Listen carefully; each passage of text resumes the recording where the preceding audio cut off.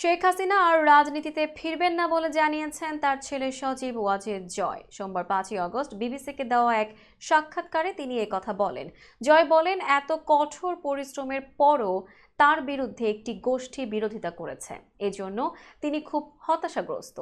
এদিকে শেখ হাসিনার পদত্যাগের পর বাংলাদেশ আওয়ামী লীগের অফিসিয়াল পেজ থেকে সাধারণ জনগণের উদ্দেশ্যে ভিডিও বার্তা দিয়েছেন সজীব ওয়াজেদ জয়। সোমবার দুপুরে এই ভিডিও প্রকাশ করা হয়।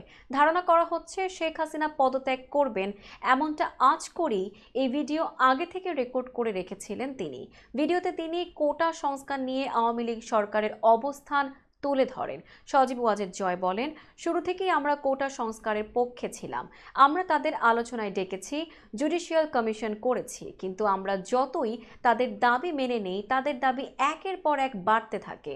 জয় আরও বলেন, এরপর আন্দোলনকারীদের দাবি সরকারের পতন, কিন্তু সরকারের পতনের পর কি হবে এটা কেউ ভেবেছে? আমরা বাংলাদেশের গণতন্ত্রের রক্ষক। সরকার পতন করে নতুন সরকার আসার একটি মাত্র পথ আছে, আর তা হলো নির্বাচন। আমাদের সুপ্রিম কোর্টের রায় আছে, কোনো অনির্বাচিত 1 মিনিটের জন্যও থাকতে পারবে না। তাদের নির্বাচনের দাবিও যদি আমরা মেনে নিই তাহলে তারা আরও দাবি বাড়িয়ে যাচ্ছে।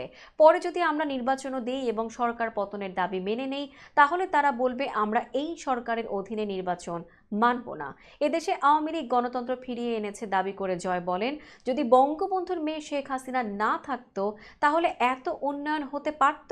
বাংলাদেশ কি এত দূর আসতে পারত? কেউ কল্পনা করতে পারেনি বাংলাদেশ এত উন্নয়ন করবে। ঠিক আছে, শেখ হাসিনার পর আপনাদের কি হবে তা আমার চিন্তার বিষয় নয়, আমাদের পরিবারেরও চিন্তার বিষয় নয়। আপনারা বুঝবেন, তবে এইভাবে হত্যা করে সংঘর্ষ করে ক্ষমতা দখল করা যাবে না।